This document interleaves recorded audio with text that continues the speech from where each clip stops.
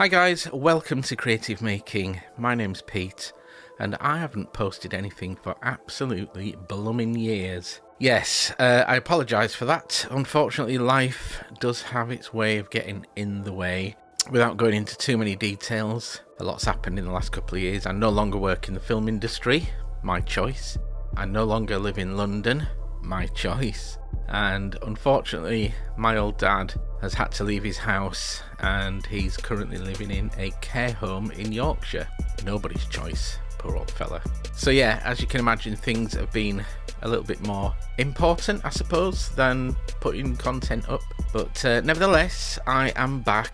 I'm going to take you through the process of creating a two-part resin mould for prosthetic makeup effects. We're going to do a snap mould. If you've ever heard that term, this will show you what that is. We're going to get everything ready where we're going to be making moulds and casting things out of resin. So stick around. I hope you enjoy it. Here we go. Okay, so for this video we're going to need a life cast. This is one of me that I've had for years. This is actually made in fiberglass. You might start off with a plaster one, but it doesn't really matter whether it's fiberglass or plaster. First thing we need to do with this, obviously, is give it a good old clean. All this clay's been on there for, God knows, 15 years or so. So it's all pretty much dug in, so we need to crack on and get that cleaned off.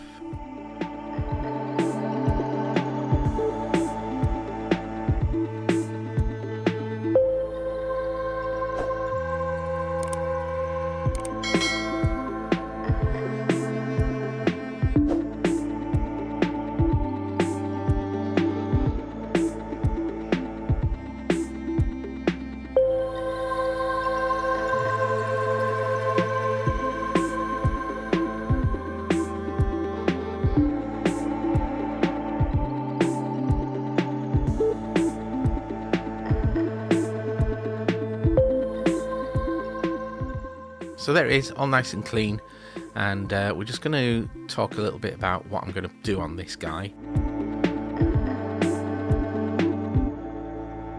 So I'm going to do a prosthetic on this side of my face, over the eye, down onto the cheek. I don't normally do this, but I'm sort of marking this out with a marker pen so you guys can see where I'm going to go. I'm going to go slightly up onto the nose. This is bigger than I want it to be, but that's the area, the minimum area we want to mould. In fact, we want to go further on than that. So in order to mould this, it's a pretty basic process. So we need 2 cups, ideally if you've got them with markings on. And we're going to measure out 2 equal parts of silicone. Now the silicone I'm using here is Dragon Skin 20 NV.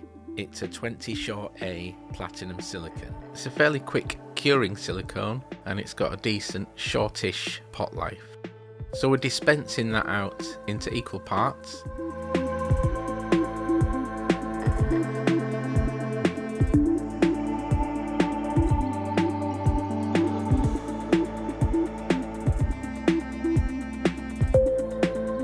And we're going to give those guys a good old mix. Now at this point, if you wanted, you could put some pigment in there which helps you see whether it's fully mixed. I like to live life on the edge though and not bother with the pigment. So we'll give that a thorough mix. We need to grab the old life cast. So because this is fiberglass, I don't really need to use any mould release on this. The silicone won't stick. If you're going to use a plaster life cast, I would recommend sealing the plaster, because even though silicone won't stick to it, plaster's incredibly porous, so it might grip onto it. So seal that with something like Vaseline or Sonite wax and you won't have any problems. So to apply this, I'm going to be pretty liberal with this silicone and I'm going to paint it into all the nooks and crannies. I'm not particularly interested in capturing any of the surface texture of my skin. All I want really is the topographical information, the bumps and the lumps and the shapes and the forms. So you can see there I'm just pouring silicone all over. It will dribble down onto the table, but I'm not too worried about that because I just leave it to cure, and once it's cured I can peel the whole thing off. This is my favourite part of the process, this. It always looks nice and smooth and shiny. So there's everything covered, and we're going to leave that to cure for a bit. So you can see it's not 100% cured, it's very tacky. I'm going to take this opportunity to put the next layer on. So for this layer, I'm going to pour out equal parts of silicone again, same silicone. You'll see the label actually says a different name, you don't need to worry about that. It's Dragon Skin 20 NV.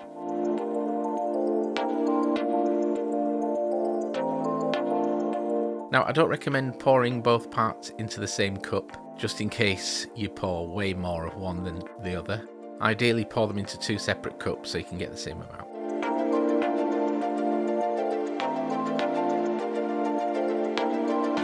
Into that I'm going to put some Thivex. So Thivex is a silicone thickener, and we're going to pop a little bit in there, and we want this silicone to be kind of like the consistency of room temperature peanut butter, maybe? Anyway, so we don't want it to slump off the stick.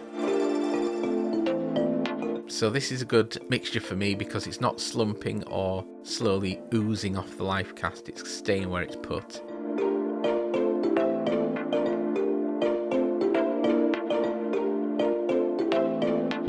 So you can see there I've put that on with a brush. I'm making sure I'm going into all the nooks and crannies here.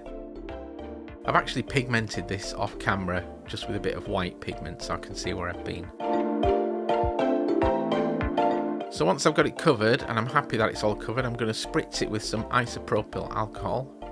And the brush that I use to paint it around, I'm going to spritz that with alcohol so it doesn't stick to the silicone. And I'm going to smooth this all out just so it's neat and tidy. Yeah, smooth it all out so it's nice and neat and tidy. If you don't smooth it out, then you'll find you'll have issues trying to get it back into the support shell that we're going to make in a moment.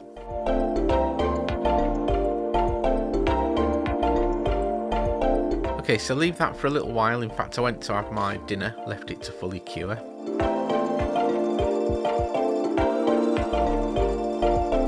There it is, nice and cured. As is that on the table, so that's all good. And I'm just going to do a final layer of unthickened silicone. These layers are actually referred to as the splash coat, and the reason I do this is kind of aesthetic reasons, so it looks nice and smooth, but also it goes back to what I was mentioning earlier on about the silicone fitting back into its support shell. If it's nice and smooth, there's no lumps and bumps that you're going to have a battle with when you try and get this back into the support shell. So a little tiny bit of silicone, another brush, and I'm just going to brush that on. No doubt I will pour it on as well. This looks really messy, and it kind of is. It's quite kind of good fun. But you can see how smooth and shiny that becomes.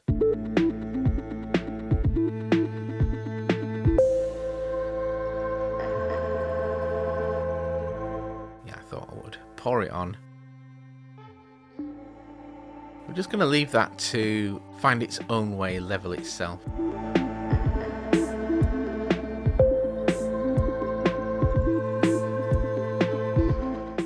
Nice and smooth and shiny. Once that's cured, then we can start to clean up. First thing I'm going to do is just take a scalpel. Be careful with these, they're very sharp, obviously designed to cut skin.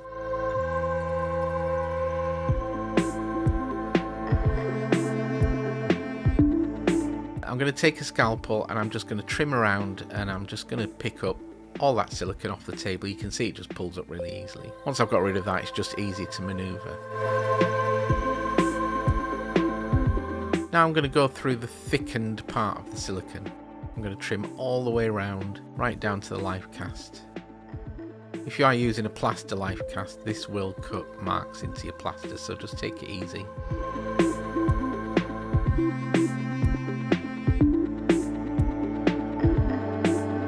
So just taking my time and trimming all that off.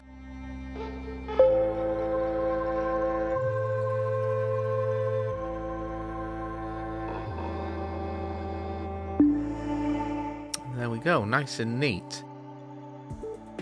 So that's our silicone mould, essentially. Before we go any further, we need to put a support shell on. If we don't, the silicone will flop around when you try and fill it, and you'll get an inaccurate casting. So for that we're going to use plaster bandage. So for that we're going to obviously need some water and some Gypsona plaster bandage.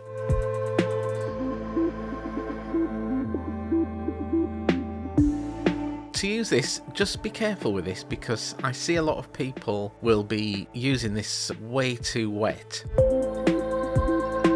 You can see here what I'm doing is I'm putting it into the water, I'm squeezing the water out. If it's too wet, it won't set properly. It'll always be kind of damp and a little bit soft. But if you do it correctly, squeeze that excess water out, you get a nice creamy plaster, and then once this cures up, it'll be nice and hard. Bear in mind this mould will probably only get used once, so I'm not spending a lot of time on it.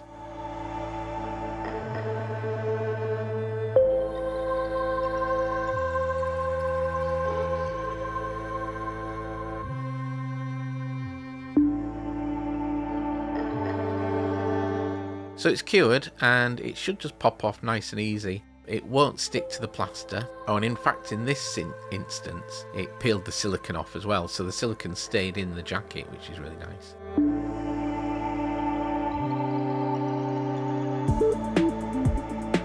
Okay, so that's our snap mould, and what we need to do now is we need to fill this with a casting material.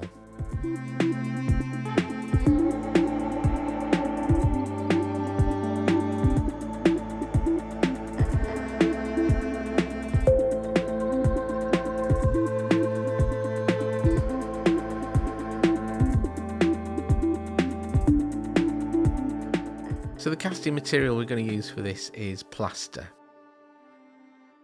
For that I'm using Crystal R. It's a very strong hard plaster when it's fully cured. Before I do that though, I want to make sure that I seal that edge of that plaster bandage, so for that I'm going to use some of this mould sealing wax. The silicone part's okay, but I just need to go around this edge here and make sure it's sealed. I don't want that plaster to grip to that once I've filled it.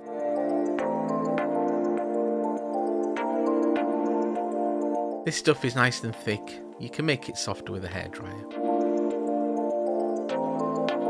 I'm just going to paint around the edge there on that plaster bandage.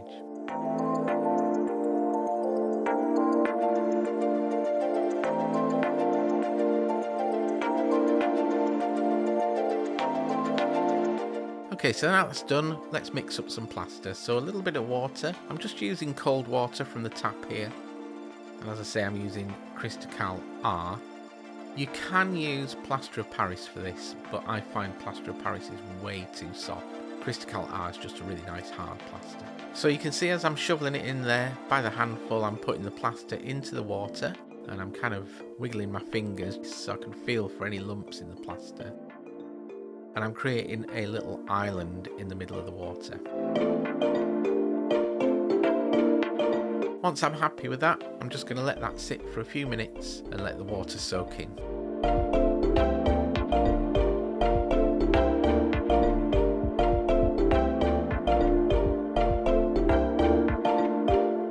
Okay, so I've left it for a few minutes, and now let's get my gloved hand. Important to wear gloves, your skin will dry out and crack like crazy if you don't. So we'll just give that a good mix, and we've got a really nice creamy thick plaster mix, no lumps or anything like that.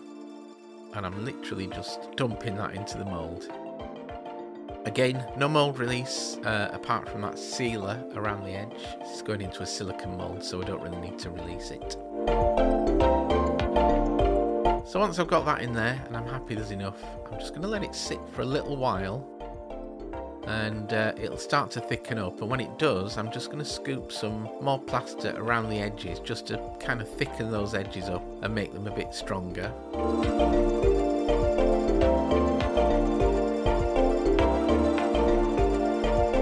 I'm also just going to take some of the plaster out from the middle. We don't need it to be solid.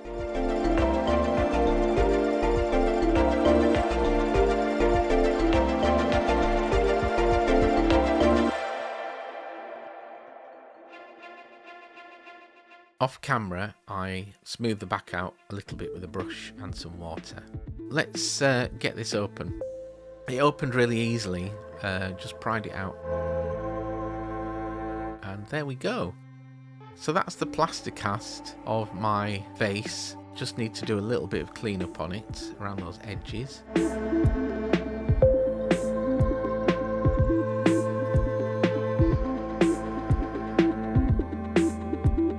Yeah, so we've got this rough plaster cast of the side of my face there. We're going to sculpt a prosthetic around about here. We're going to clean it all up. We're going to make a mould, and we're going to cast this out in polyurethane resin.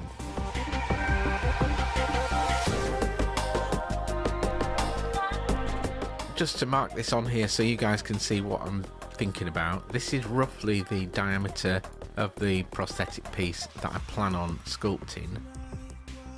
I'm just going to go under the eye, up the side of the nose there, which is great, so that we've got plenty of space there around the mould. Don't forget we need to make the flashing on here, so from there it's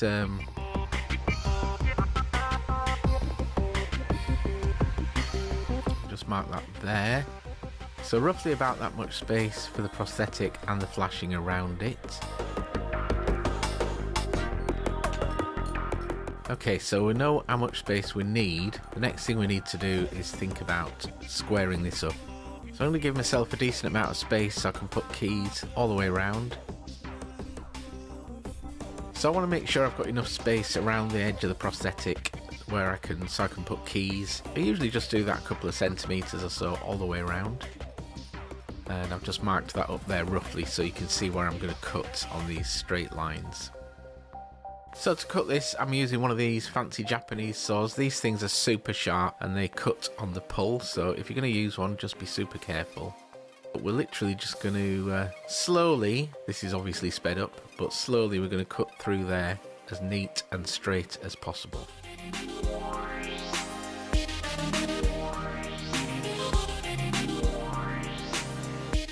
So essentially what we're doing here is removing material we don't need, trying to reduce the amount of rubber we use for making the mould, and of course resin for casting it.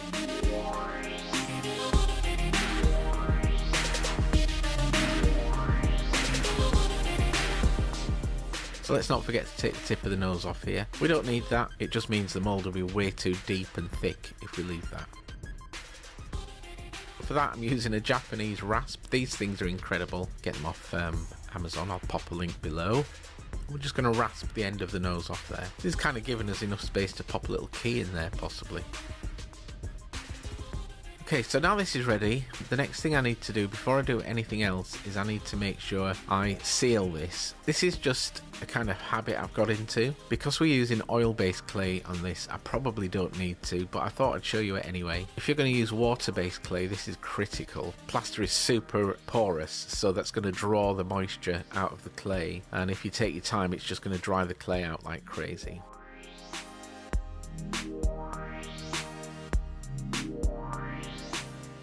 So for this I'm using dark shellac, and I'm just going to cover the whole surface of it and let it dry.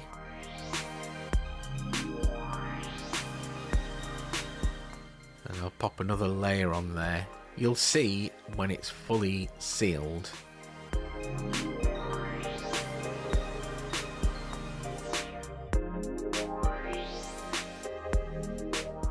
So you can see here it's not fully sealed. Up at the top we've got some shiny bits, and then just down under the eye and around the nose it's still dull, so we just need to stick another layer of shellac on there and that should be enough.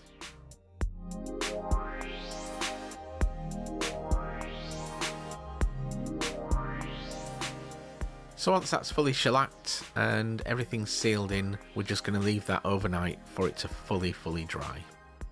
Okay, so I'm going to clay this up using this. This is Sculptex Extra Soft. It's really great for doing flashing, claying up, all that kind of stuff. It's super soft. And what I'm going to do around here is I've already got the plaster cast mounted on a bit of clay. And what I'm doing here is I'm just going to go around the edges, get it all clayed up, get it all nice and neat. You might be able to notice there I'm putting a slight angle on that. That's known as the draft angle. That's really important to consider that, because later on when we're demolding things, if you don't put the draft angle on there, it's there's a good chance demolding can become a bit of a problem.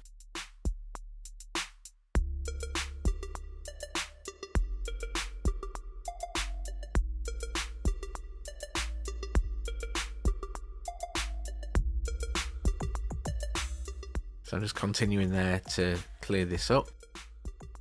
I actually trimmed a bit too much off there, so I'm just going to reclay that again. So it's really important to make sure everything's neat and tidy. This is not just an aesthetic thing, it's also showing pride in your work, and it just means that you're going to get a good clean mould and a good clean cast. So you can see there's a couple of little keys on there, they'll become apparent in the next video.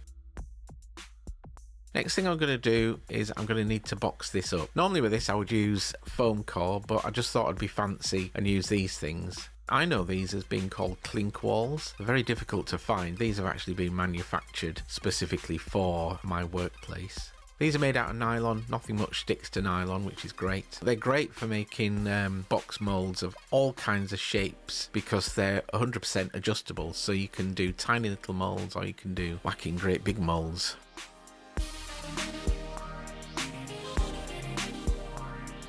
So in order to use those, we're going to put the first one on there, just sit it in place roughly. And the second one, you can see here, joins up there.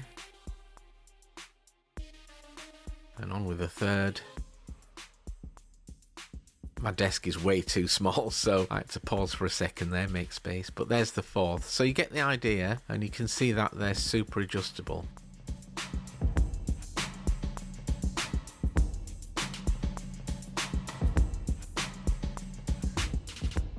Cool, so to hold these together we're just going to use these quick clamps. It's just really easy to do. Clamp them together and we're all good. One thing that we must still do is we must hot glue this and seal around the edges because the silicone will pour out. So I'm just going to go around with a bead of hot glue very quickly. So there's a really good way of working out roughly how much silicone you need. To do that you just need a ruler, and we're going to measure the width, the length and the depth of this box, and we're going to times the width by the length by the depth, and that will give us the right amount of silicone. Silicone that I'm using is the same as what I used in the first episode. It's a pretty quick curing silicone, and we're just going to slowly pour that in. And there we go. So this is the next day. I'm just going to demold this, which as you can see proves to be a bit harder than I thought. So I'm going to yank those walls off. I couldn't get these ones off, so I ended up having to just pull the mould out. You can use some alcohol or lighter fluid to remove that hot glue. And there we go, so we've got the mould, and the next thing of course to do is just to trim all that up and make sure it's all nice and neat. We don't have any of those flappies.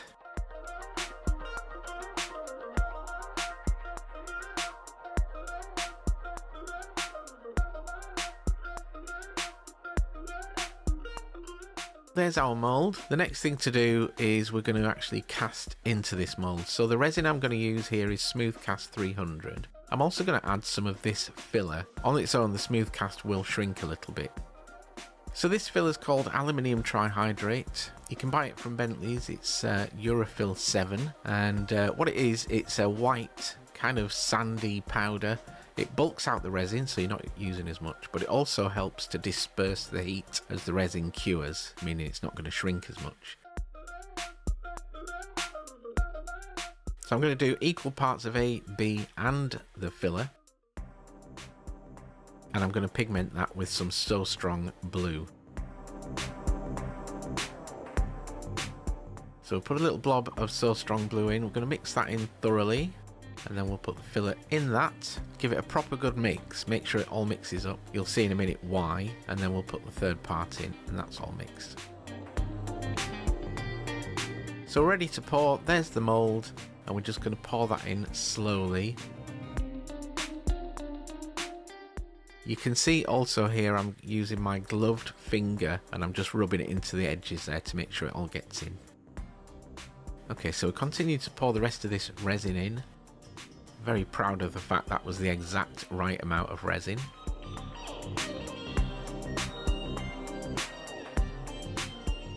So what you will find generally on these types of things is you'll find you get this kind of foamy bubbles on the back. So one way you can get rid of that is by using some mould release. This case is Ease Release 200. Just spritz it on there and it'll burst those bubbles. The mould release gets rid of the surface tension. So here you can see the resin curing, and you can see it changes colour quite dramatically. This is sped up a little bit, but it's pretty exciting to watch. This is known as the bloom. What you want to do is you want to wait till the resin is 100% cured and it's cooled down and it's ready to demold. There's those marks on the back there. This will come back to scar me for life, because on the back there's those dark marks, and there's also dark marks on the front. So I think what that is I haven't mixed that aluminium trihydrate in properly.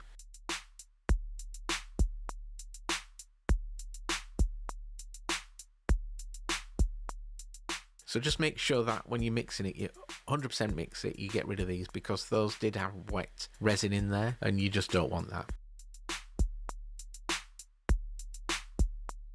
And that's about it. Last thing we need to do is just clean these edges up. They're really, really sharp. Give them a good clean. I just use a scalpel there and scrape the edges off. You can use sandpaper or whatever you've got. So we've taken our plaster cast, we've moulded that, and we've turned that into a resin sculpting core. And there we go. Okay, so we're going to need some sculpting tools for this. This is my box of random sculpting tools. These are the ones that I use the most. There's all kinds of things in there. If you're not quite sure what sculpting tools to use, check the link up here. It'll take you to a video where I explain what tools are used for. So for the sculpting, I'm going to need to use this. This is our sculpting core. And we're going to sculpt around the eye and cheek bit here. So we're not going to use a lot of clay. I'm just going to make like a smashed up eye.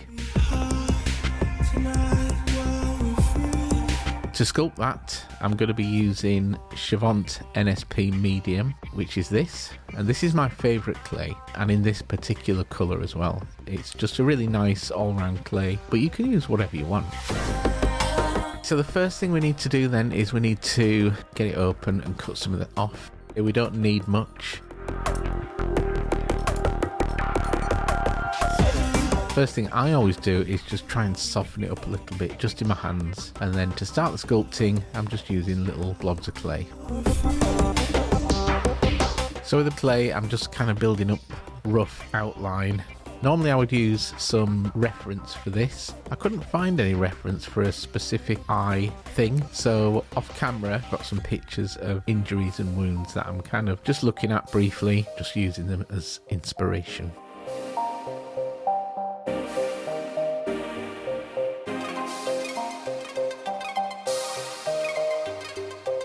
So with the sculpting then, you get all the blobs on, and then I use this twisted brass tool, and I'm also going to use that to go all the way around the edges. Mainly this tool is just to bring all those blobs of clay together in one big blob. But you can see here I'm just kind of going around the edges and starting to blend that into the core.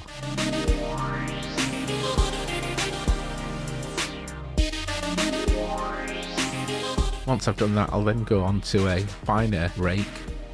These are beautiful tools I get from the Old Monstrosity shop. I'll leave a link below.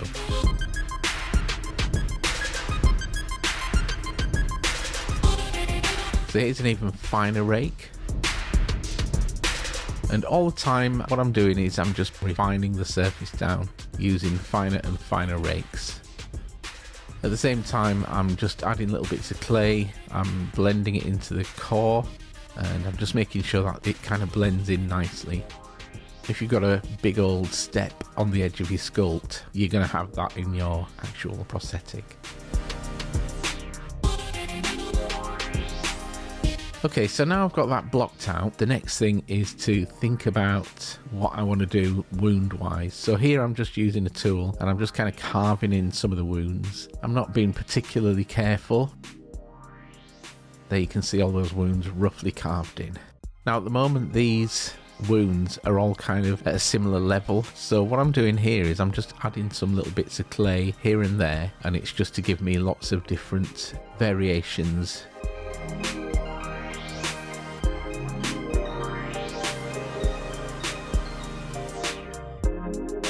You can see from this shot they're not all flat. I've got little bits here that are raised and bits that are pushed in, and trying to get a bit of variation in this to make it interesting. So I'm just going to continue a little bit tooling this sculpture, just try and get it looking alright.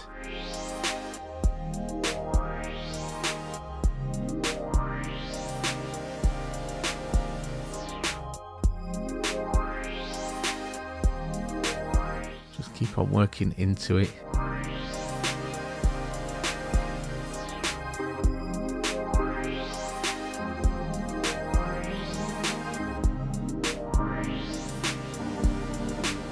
I'm going in with an even finer wire rake now, and this is really to get that surface refined. And once I'm happy with that, I'm going to end up using some lighter fluid. So lighter fluid will melt the surface of this clay really well.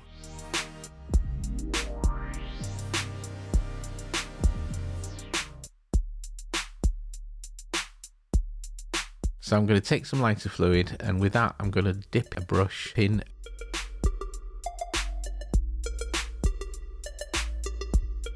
and I'm going to brush over the surface of the sculpt. What this will do is it'll kind of smooth out any tool marks that are left in there. So I'm not looking to dissolve too much of the edge. Once I've got those tool marks out, I generally use a little sponge. This one on a stick is great, and I'll dip the sponge into the lighter fluid, and then I'll just literally stipple the surface. And what that does is that starts off the skin texture, and you can see as I'm stippling this, there's a really fine, natural, organic skin texture. But what it's also doing, as you can see, it's rounding the edges of the wound. It's actually, you can see it better there. You don't want sharp edges to your wounds. I think I've said in a previous video that bullet holes don't look like volcanoes, so just be really careful with your edges of your wound. While that's off drying, I'm just going to pop some little bits of clay in this plastic container. And the reason for this is because I want to make myself a slurry, kind of a liquid version of that clay. So we put lots of little parts into this pot.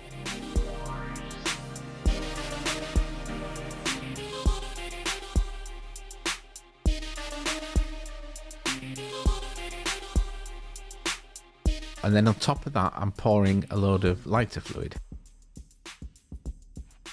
What I generally do with this is I'll just pop it to one side and I'll let that lighter fluid start to dissolve the clay.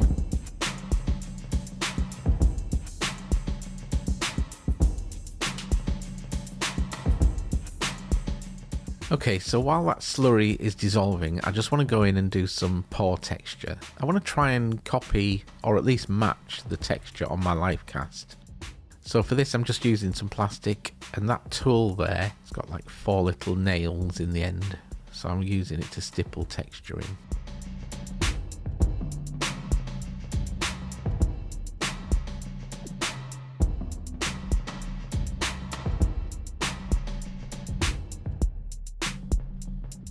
Once I've done that, I'm just going to take a little bit of the lighter fluid out of that slurry, and I'm just going to stipple over the whole thing. And the whole idea of this is to try and soften any texture down so it's more natural and organic. I don't want anything to look too sharp on this because it looks unnatural if you have sharp detail. So everything's got to be round and soft and natural.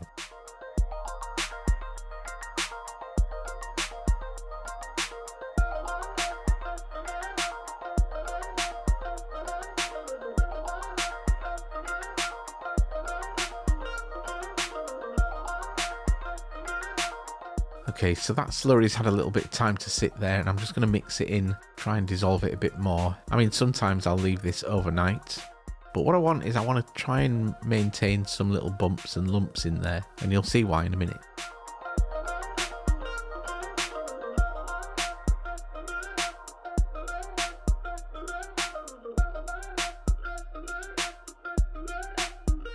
Now the slurry is dissolved and nice and creamy, still with some little bumps in there, I'm going to take one of these chip brushes and I'm going to cut this down. The reason I'm doing this is because texture on our skin isn't just one texture all over, it's made up of all kinds of little bumps and lumps. I'm going to pop some gloves on and I'm just going to dip that chip brush into some of that slurry.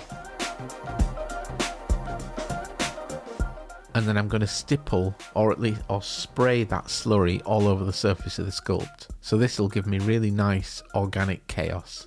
Little tiny microscopic bumps. You might not necessarily see them, but the devil is in the detail. It'll really help sell this.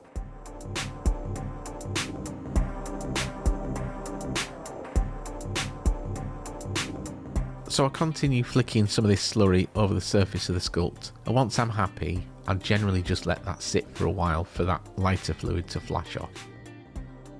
Another thing that I use the slurry for is here at the bottom of these wounds, it's pretty flat. So I want really chaotic, organic randomness. So to do that, I use this slurry. And this is why I wanted to leave some lumps in there still, because this represents the interior of the wound. So I'm just using a tiny little sculpting tool there. And as you can see, I'm just putting little tiny bits of clay into the wound. I'm not trying to be neat. I'm just popping it in as random as possible.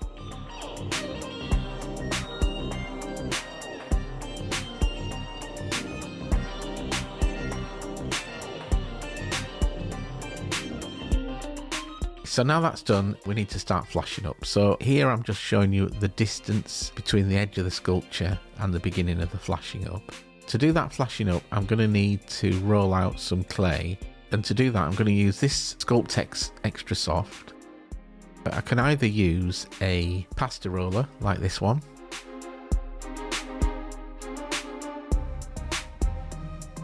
or this is my favourite, this is a clay extruder. I've actually modified this so that will fit into my electric drill. Work hard. No, hang on. Work wise, not hard, or whatever the saying is. So with that electric drill, it just pushes a plunger in there.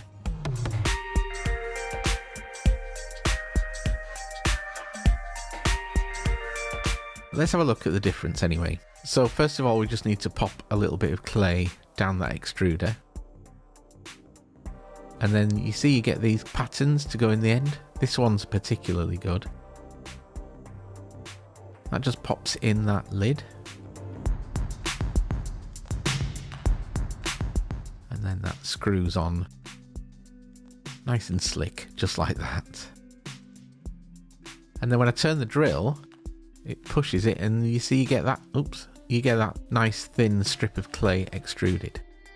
Now, if you don't have one of those, another option is to use a pasta roller. This is one that I've used for years for super sculpting, and this is great, but it's just a lot more work because you can only roll small pieces and then each one of them you're having to cut up. You need lots of these pieces.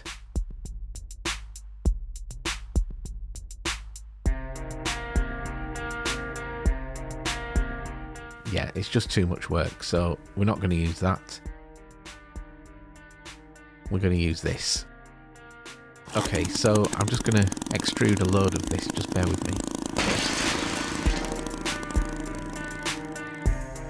We've got all that extruded, so to put this on, it's pretty simple. We want to be a few millimeters away from the edge of the prosthetic. The distance will dictate how much cap plastic you've got later on to dissolve into the skin. So I generally go between ½ centimetre and a full centimetre, somewhere around there.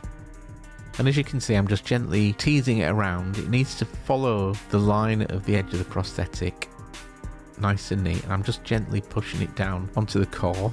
And I'll just keep on doing that until the whole thing is covered, apart from those little keys.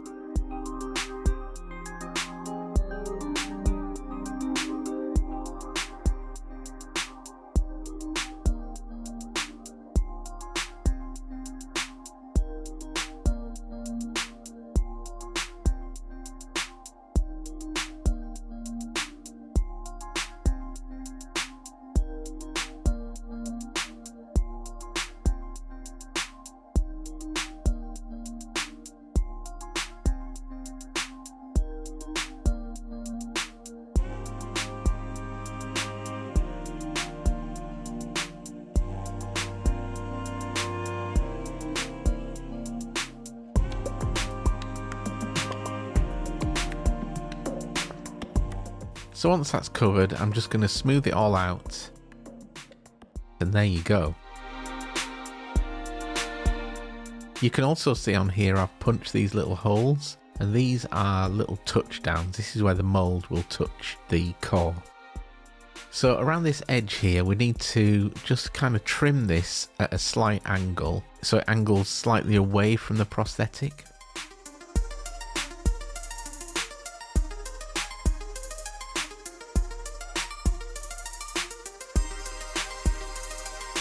So you can see here that it's a lot neater and it's all angled away from the prosthetic.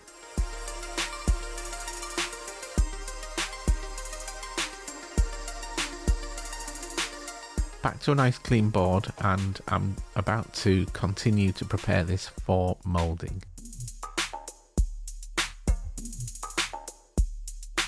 the first thing I need to do is I need to actually put a bed of clay around this piece. I want the mould and the back of the core to be different levels, and to do that I need to put a bed of clay around this. I need to go all the way around the edges there. I'm going to use this Sculptex Extra Soft. So I'm literally just going to cut some big chunks of this, and I'm going to work my way around the edge. It's not difficult, but you just need to take your time and make sure everything fits right. Once this goes around the edge, we need to clean it all up and blend it all together so it looks like one cohesive piece. Just use some sharp knives, just be really careful.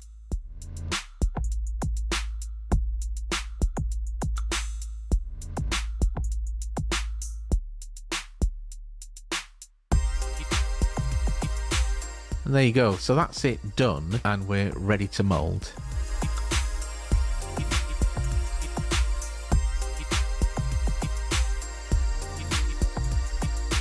So in order to mould, I need to put my walls around this so they're straight up and higher than the highest point of that core. I've trimmed them down a little bit, and I'm using those same mould walls that I used in the previous video.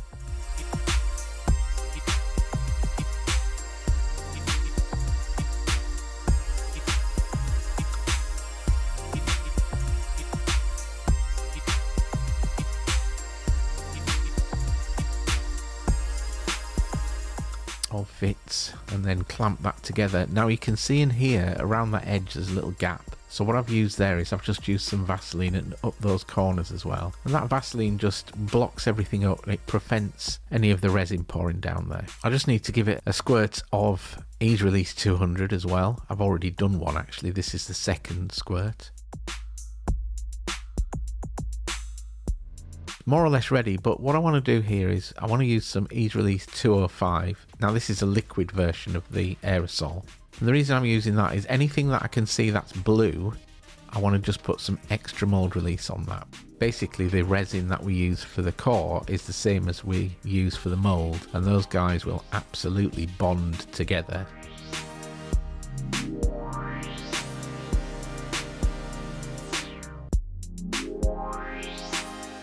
Okay, so same as we did before for the resin, we're going to use some blue pigment, some Smooth Cast 300,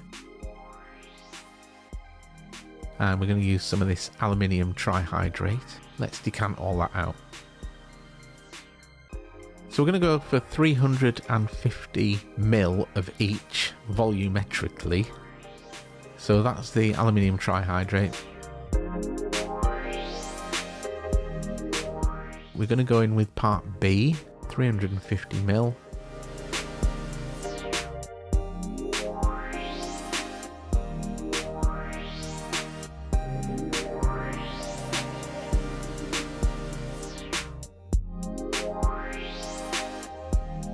And then we'll also dispense 350ml of part A.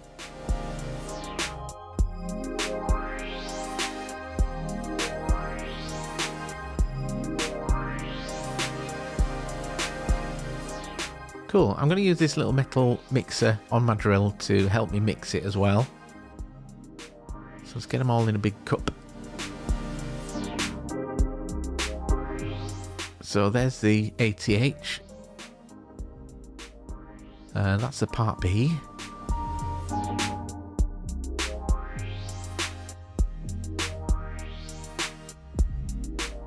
And then I want to combine this before I put the part A in. So using a stick to start it off, and then once that's started off I'm going to put some pigment in, and then I'm going to get the whisk in there.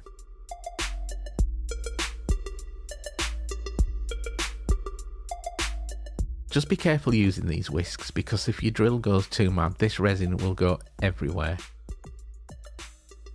Part A goes in.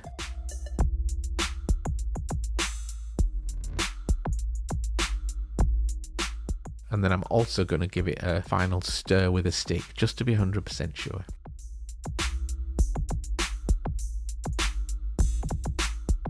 So you've got to work fairly quick with this because the resin is now curing. First thing I do is go in with a brush into all the nooks and crannies, then I'll pour the rest in. This stuff is curing like crazy.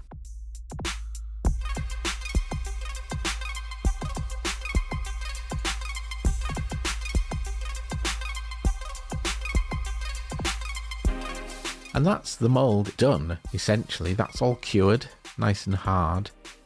And it just leaves us to demold it now. What I didn't mention is I did hot glue around those mould walls. So to actually pull this open, it shouldn't be too hard, but you can see the difference in height there. That's caused by that flat plate of clay around the edge. It just makes life easier when it comes to demold.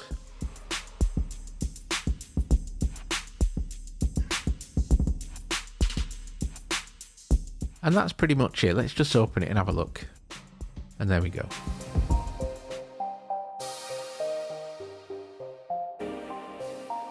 Okay, so this is the core that we made way back when, and we sculpted on that, and then from that we made this mould. I've cleaned it all out, given it a good clean. Well, let's pop it together. So here we go, we can see that difference there. That's that clay slab we used, but when I put it together, it's kind of rocking side to side. So what on earth is that? I had a little think. I went back and watched the last video and I noticed this. Yep, we got shrinkage. So that gap there is the mould has shrunk while it's curing. This could be a disaster. We don't want that rocking. So what I'm going to do is I'm going to cast in some silicone, just a 2-part silicone, just to have a look what it looks like. So we're starting off obviously with a little bit of mould release. As always, I'm using Ease Release 200. I'm going to release the core and the mould. And to do that, it's pretty standard. We go on with a spray of the mould release, and then I'll take a little brush and brush it into all the nooks and crannies. I want to make sure there's a good coverage here.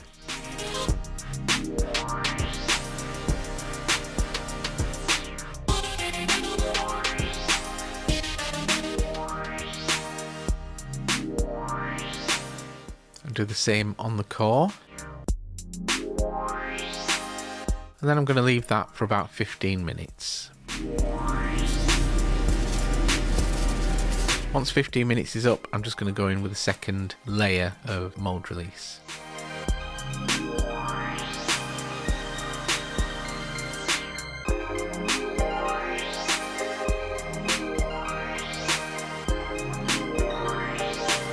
For the silicone for this, I'm just going to use Mould Star 20 NV. I've already decanted a little bit out there.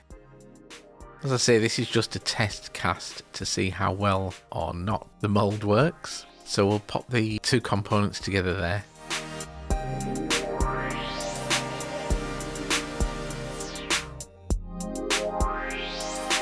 And I'm going to put in a daub of just flesh coloured silicone pigment.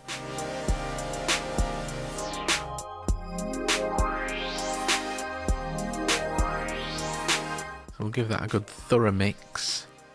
Even though this is a test cast, we obviously need to make sure we're doing everything right. So pigment, equal components, properly mix it. We don't want to get uncured silicone into the mould at this stage.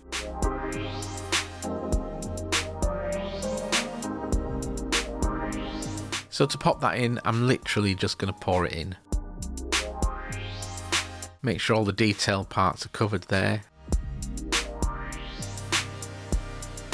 Move the mould around and then pop the core in.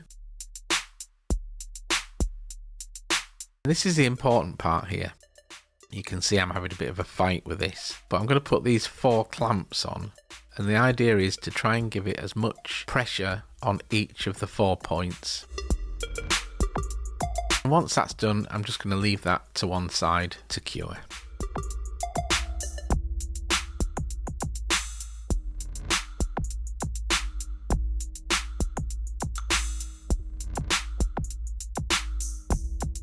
So after that hour's up, let's pop this mould apart.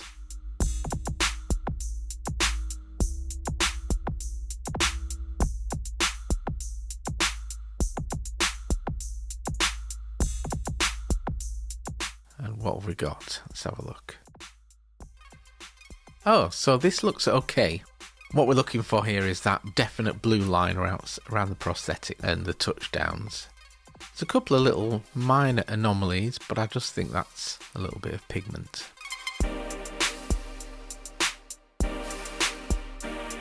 So let's have a closer look at this.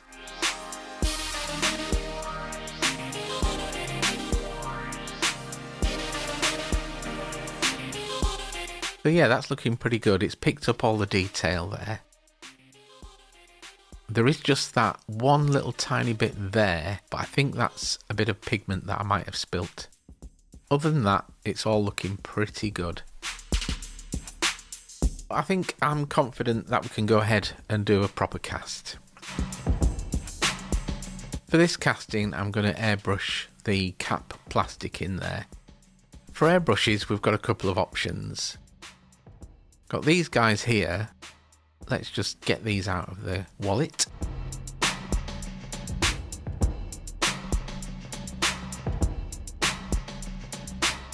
These are double action airbrushes. I've got a Sparmax and I've got an Iwata. They're pretty much identical really. Double action, you press the button down for air, you pull it back for paint. And these at a push would be okay for cap plastic. But the cup is way too small. We'd be spraying for weeks. For this job, I'm going to use this. This is also Sparmax, but as you can see, it's got a huge cup on the top. You can put lots of cap plastic in there. And it's got a slightly different trigger mechanism. It's a bit more comfortable with that pistol grip. I'm going to use some Bentley cap plastic. I've mixed this up to 3.5 parts acetone to 1 part cap plastic. And of course I've got some spare acetone there that I'm going to use to clean up my airbrush later on. So let's begin the process of preparing the mould. Of course we need to get cap plastic into this, but we don't want it to stick. We want it to be able to come out of the mould as easy as possible. So we need to apply mould release to both the mould and the core. For that, the mould release I'm going to start with is Ease Release 205. Now this is a liquid version of the aerosol that I've been using, and I'm just going to brush in a decent amount of this mould release. I'm going to make sure I get into all the nooks and the crannies. I'm going to make sure I get into all the detail. I'm also just going to brush up a little bit around the sides there.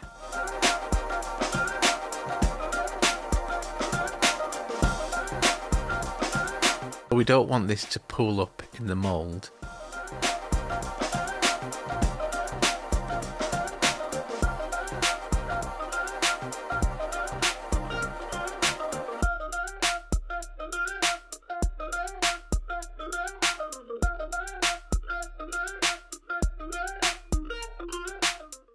You can see when I pick it up here, there's still liquid in there, so we just want to make sure we get rid of that.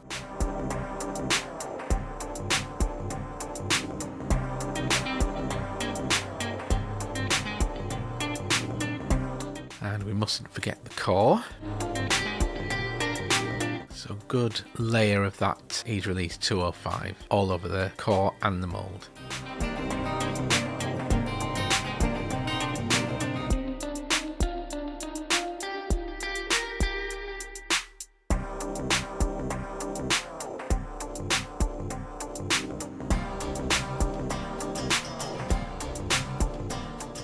So once that's done, we'll just leave those to air dry.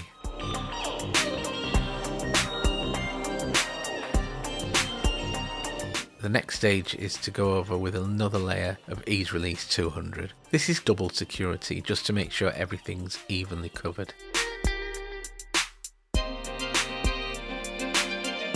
So while that's drying off, let's pigment some silicone.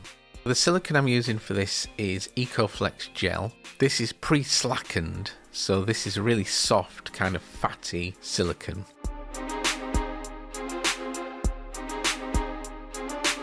All of these pots should come with a seal on there. If that seal's broken or there's one missing, then maybe just give them a call and get it changed.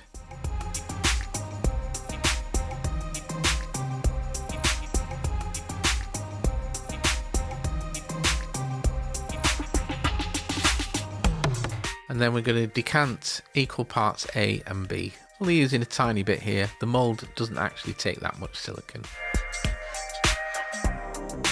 For pigmenting, as per usual, I'm going to start off with a little bit of white. This time I'm pigmenting both A and B. The reason for that is if I just do one, when I mix them together, it'd be too translucent. What you don't see here is every time I add some new pigment, I have a new stick.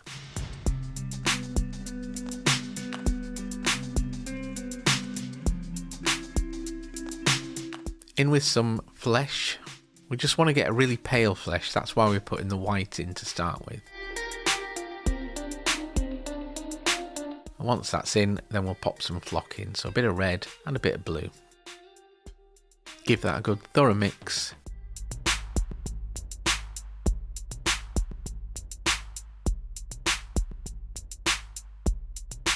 Once that's done, we can stick a glove over the top of those just so we can put it to one side.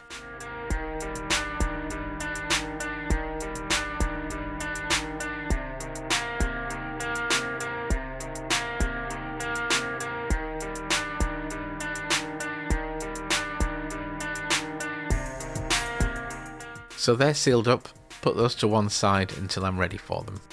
Here we go, cat plastic. So this is my airbrush with a moisture trap on, it's very important. Let's put some cat plastic in there.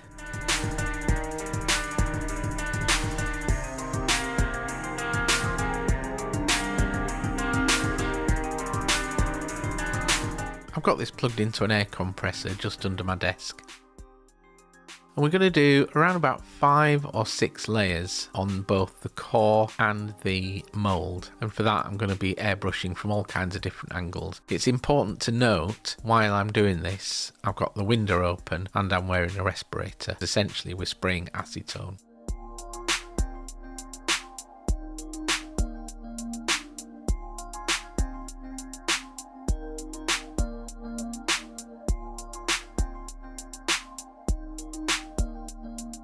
Once the cat plastic's done and it's dried, let's just check if it's thick enough.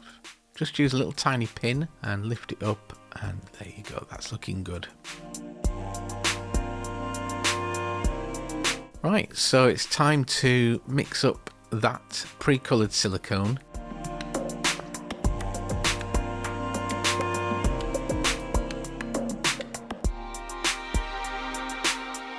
We'll just decant those, pretty simple. We know that that's equal parts, we know it's all pigmented, so just dump it in and give it a proper good mix. So as before, we're going to pour it in. We're going to tip the mould over and then put the core in there, and we're going to get those clamps on.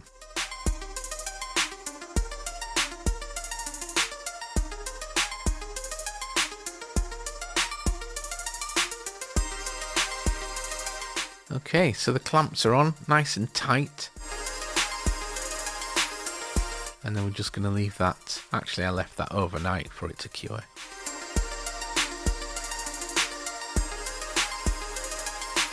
So, get those clamps off.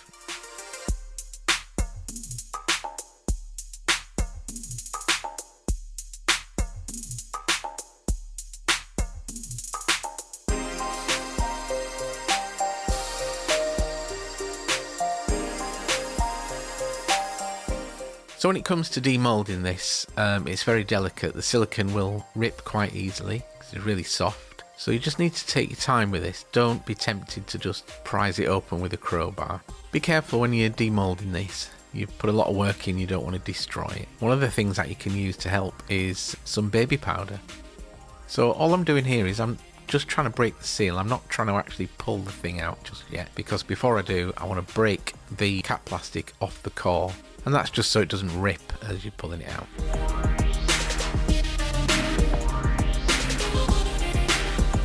Okay, so let's have a look. So the core's coming out. And then the prosthetic has stayed in the mould with all the flashing. And that looks pretty good. There's a couple of big air bubbles in there. Shouldn't be too much of a problem because they're on the back. Let's just pop a little bit of baby powder in that. So to actually get the prosthetic out of the mould, again, just be really, really careful.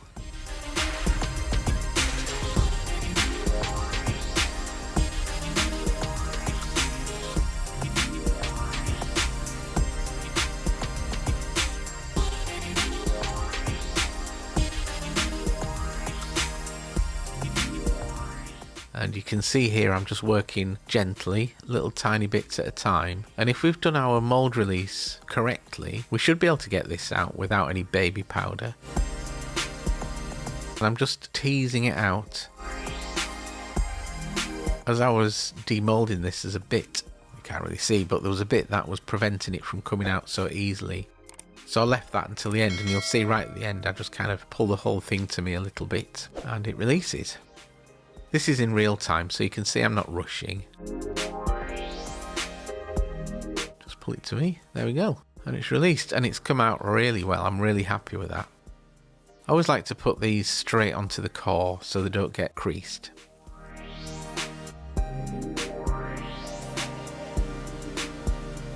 Cool, so let's have a closer look at that. This is the original one I did, just A and B silicone, standard pigment. You can see the colour's terrible, and also this is quite rigid. It's a 20 Shore A silicone. This is the one we've just done. Pigment looks a lot better, and it's a lot softer as well. It's really kind of fatty.